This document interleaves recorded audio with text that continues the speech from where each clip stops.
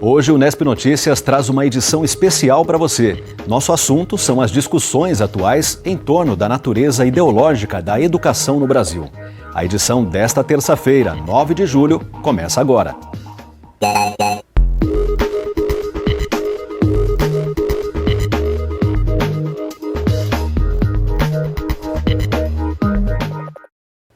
Boa noite. A palavra ideologia tem ganhado protagonismo em discussões que tratam da educação ofertada a crianças e jovens brasileiros.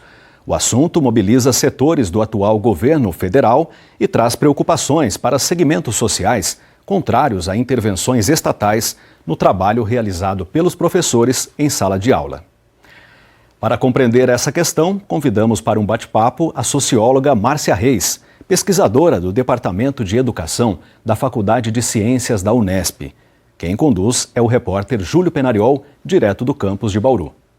Para a gente começar, professora, vamos falar de um assunto básico. Existe educação sem ideologia? Na verdade, não existe educação sem ideologia, porque não existe nada sem ideologia. A ideologia é isso que eu quero citar Cazuza, porque é inevitável citar nessa hora. A ideologia eu quero uma para viver. A ideologia nos ajuda a viver. Ele é um conjunto de ideias, como o próprio nome mostra, né? Representações, formas que a gente tem de sentir, pensar e agir no nosso cotidiano. Então, todos os dias, quando a gente toma a decisão de ir para o trabalho, ou procurar um emprego, ou mudar de carreira, ou fazer sempre da mesma forma alguma atividade que a gente faz, ou mudar a forma de fazer alguma coisa, a gente está fazendo isso por um motivo, um conjunto de ideias, um ideário, representações que justificam essa nossa ação no meio ambiente. É exatamente essa condição que nos diferencia da outra, claro, né, de um conjunto todo de outros seres vivos. Em relação às sociedades, fica mais marcante ainda, porque esse conjunto de ideias que você, que eu, que o nosso telespectador tem, juntos vão formar, por exemplo, um conjunto de ideologias de determinada sociedade, olhando um pouquinho mais de perto de determinado lugar, determinado estado. Quantos de nós não vamos passear, às vezes, em algum lugar mais para o interior de São Paulo ou pelo país afora e eles têm um jeito diferente lá de fazer alguma coisa, ou de enfrentar uma catástrofe, por exemplo, ou enfrentar um fato novo. Há sempre algo de muito interessante que explica o porquê nós fazemos, o que fazemos, como fazemos. E a ideologia que explica isso. Ela está presente na educação, na saúde, em todos os nossos momentos a gente tem um conjunto ideológico que a gente não consegue enxergar, mas a gente consegue ver, perceber o tempo todo. O governo federal tem questionado muito a questão do marxismo. Sim. De fato, professor, você acredita que a educação formal no país ela está atrelada de alguma maneira a essa corrente de pensamento? É bastante interessante a pergunta e necessário que a gente possa pontuar algumas questões. A primeira delas é exatamente o que você coloca. A educação formal tem a ver com esse lugar em que nós temos um sistema de ensino. Ou seja, a educação não acontece só por observar, por repetir, de modo mais fortuito ou espontâneo. Quando ela se sistematiza e ela é devidamente organizada e estruturada em instituições como as escolas, algum tipo de ideologia, algum tipo de ideário vai ter que perpassar esse processo. Tem sido assim ao longo da nossa constituição, inclusive como humanos. Não vou nem falar do sistema educacional moderno, que é fruto da própria idade moderna, da Revolução Industrial, não. Você pode falar antes, por exemplo. Se a gente voltar, por exemplo, aos gregos, Sócrates, né, lá começando por Platão, né, e terminando com Aristóteles, nesse processo todo, por exemplo, quem tinha acesso àquela educação que era promovida pelos filósofos eram os brancos, muito ricos, e pessoas que moravam nas cidades.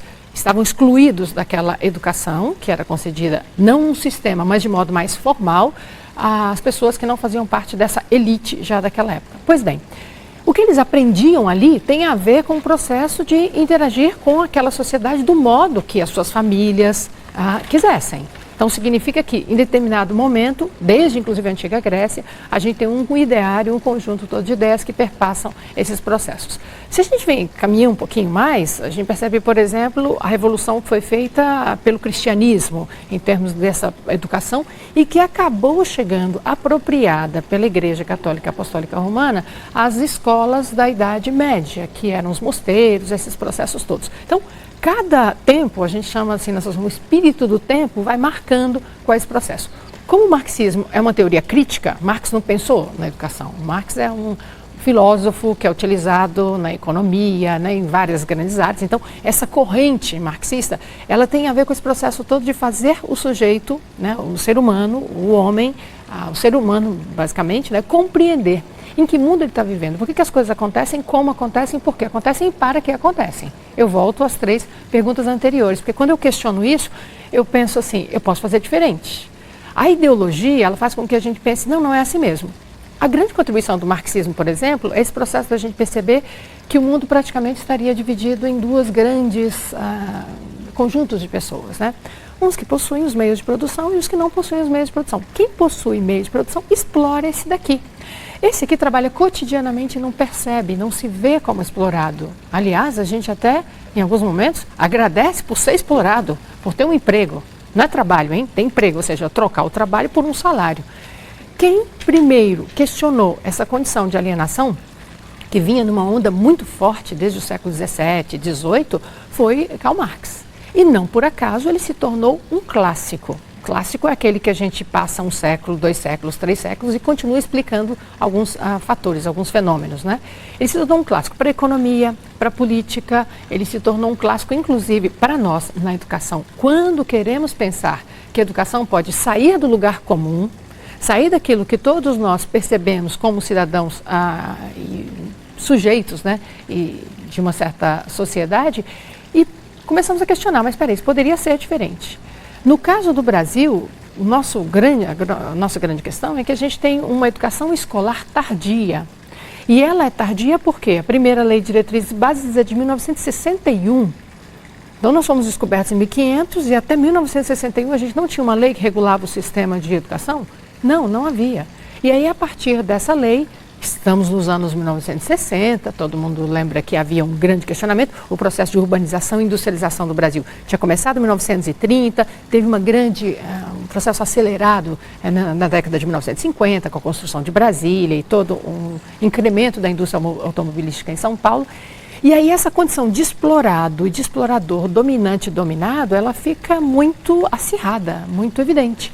E é exatamente nesse momento em que a Lei de Diretrizes e Bases é aprovada, o sistema, de alguma maneira, é delineado, ainda que, né, na maioria dos teóricos a gente não tenha conseguido implementá-lo completamente, por outros motivos, mas há ali uma certa tendência em pensar que essa escola, ela vai ter que questionar essa condição toda que a gente vinha, que qual é? É muito importante a gente perceber isso, de uma grande desigualdade.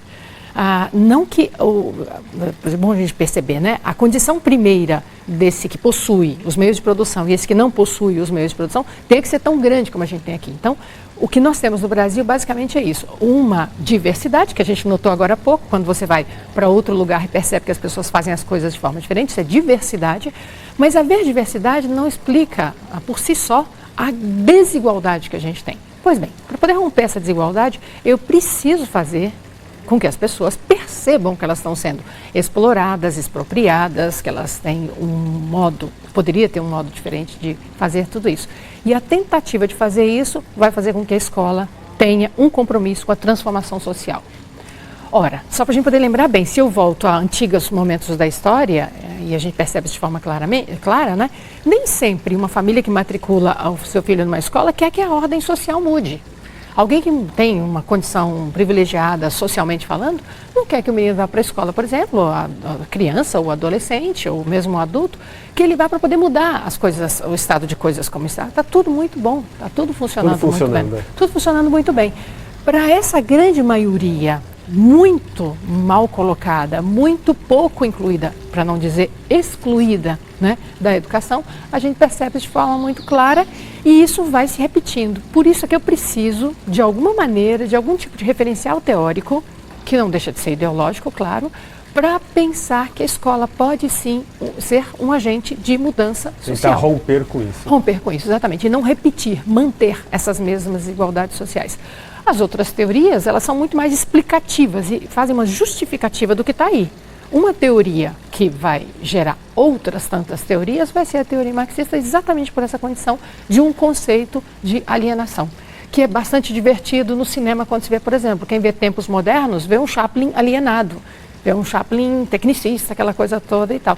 E foi exatamente uma escola tecnicista, que a gente já tinha tido alguns ensaios antes nesse processo, para tentar repetir esse processo. Ora, se a indústria chegou na década de 1930, depois ela é incrementada em 1950, não necessariamente eu quero que as pessoas venham para as escolas para poder aprender a questionar essa ordem. Não, eu quero preparar técnicos. Para trabalhar, nessa estrutura. Exatamente. Inclusive sem pensar, porque quem muito pensa, pouco faz, né? Que é o dito que a gente ouve bastante por aí e faz bastante sentido em algum momento.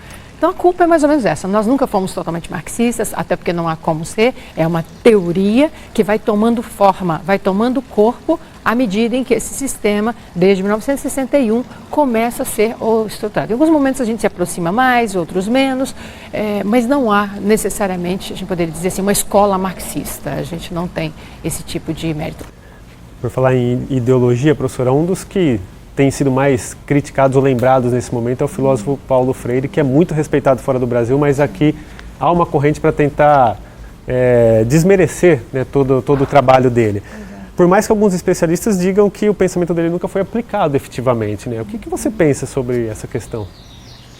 Penso que a gente poderia começar pelo começo. Por que alguém tentaria descaracterizar um teórico como Paulo Freire? A gente vai voltar um pouquinho ao que a gente estava falando. Um dos motivos é que ele acreditou numa escola que pudesse transformar a realidade, que pudesse promover mudanças, que pudesse permitir com que as pessoas, ao aprender, por exemplo, a ler, compreendessem o mundo. Lendo eu leio leis, lendo eu leio a Bíblia, lendo eu leio livros, lendo eu leio meus direitos. Lendo, eu consigo acessar os meus direitos e os meus deveres. Pois bem, então acho que o primeiro motivo, é importante a gente compreender que Paulo Freire foi esse pensador que fez assim e fez de modo muito prático. Em 1963, imagine você que alfabetizar 300 trabalhadores rurais em 45 dias e com um método, isso que é bastante interessante, que é o método Paulo Freire, né? Que usa uma técnica bastante interessante, que é se valer, por exemplo, daquilo que faz parte do seu entorno. Do dia a dia. Do dia a dia, exatamente. Então a palavra-chave não é uva viu a Eva, clássica pergunta, né? É aprender enxada, é aprender tijolo. Fôssemos nós jardineiros, a gente aprenderia samambaia, a gente aprenderia flores, folhas e por aí vai. Cria um significado diferente para aquele processo de ensino-aprendizagem da leitura. E aí a leitura, quando ela vem, de alguma maneira, carregada de sentido, ela consegue promover processos de mudança social. E ele se tornou patrono da educação brasileira. Então, para mim, chega ao ponto de ser quase que divertido a gente pensar, se eu propusesse para o Exército Brasileiro deixar de ter o Duque de Caxias como patrono, o que aconteceria? Muito provavelmente alguém do Exército iria me dizer, olha, ele é patrono por isso, aquilo, outro. Paulo Freire é patrono da educação brasileira, tem vários títulos honoris causa, mais de 30 pelo mundo afora. Eu tive a oportunidade de ver, inclusive, em pleno Israel. Imagine, quem em Israel tem de marxismo ou coisa parecida, né? Centros de estudo sobre a metodologia, a teoria freiriana. O próprio Chile, que é um país capitalista, modelo nosso aqui, África do Sul usou boa parte do seu método em processos todos para poder fazer a transição do apartheid para uma sociedade mais inclusiva. Portanto, talvez Paulo Freire seja temido porque, sem dúvida nenhuma, a educação tem um potencial para transformar e mudar, né, a condição social. Sozinha ela não faz nada, mas sem uma educação transformadora, a gente só repete as desigualdades sociais, que no caso do Brasil são um legado de 400 anos. É muito tempo e a gente ainda não conseguiu diminuir esse processo. Para a gente encerrar, professora, para onde você acredita que os esforços deste governo e dos próximos governos devem se concentrar para tentar modificar alguma coisa na educação brasileira?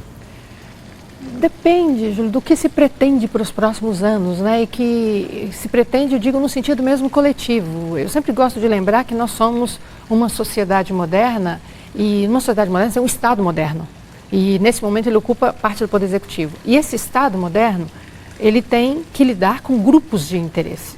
Então nós temos vários grupos de interesse no país. A primeira chegada dele, o fato de ele ter sido indicado pelo presidente eleito, já diz muito para a gente, né?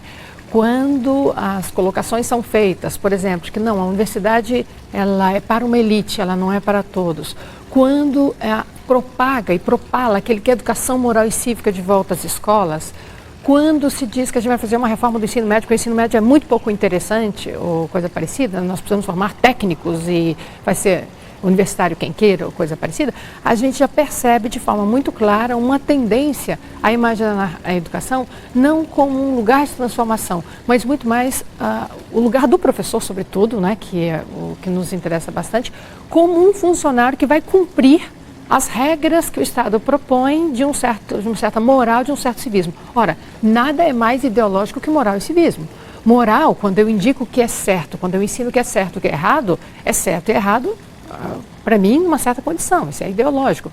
Quando eu digo que o civismo ele vem de conhecer o hino nacional, o hino da bandeira, o hino da independência, todos os nossos símbolos e brasões, se isso não vem carregado de um sentido, eu simplesmente tenho um processo como aquele anterior de alienação. Eu conheço a letra, mas eu não conheço o sentido da letra do hino nacional. Ouviram do Ipiranga as margens plácidas, por exemplo?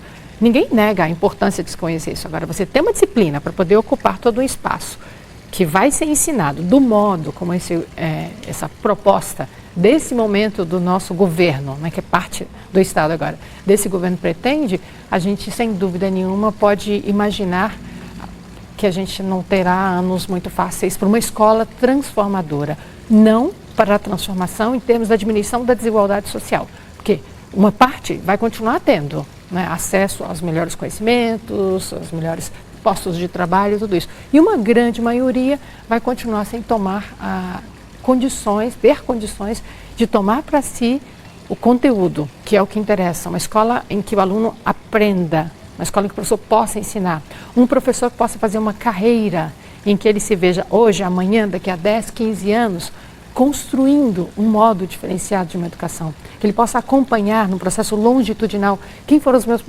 primeiros alunos, o que eles estão fazendo, como não estão fazendo. Uma escola que tem uma estrutura.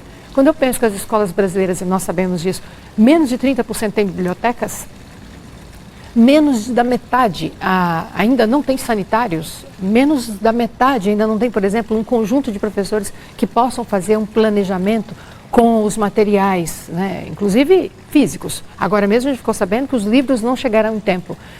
Não abre muita expectativa e não dá para a gente poder esperar uma escola transformadora quando eu tenho visões tão parceladas e propagando algo que seria impossível, né, que é pensar uma educação sem ideologia, neutra. Nada é mais ideológico que pensar uma escola sem ideologia. Qual ideologia? Aí é uma história para a gente conversar em outro momento. Tá certo, professora. Mais uma vez agradeço muito você por proporcionar essas reflexões aqui com a gente. Obrigada, Júlio.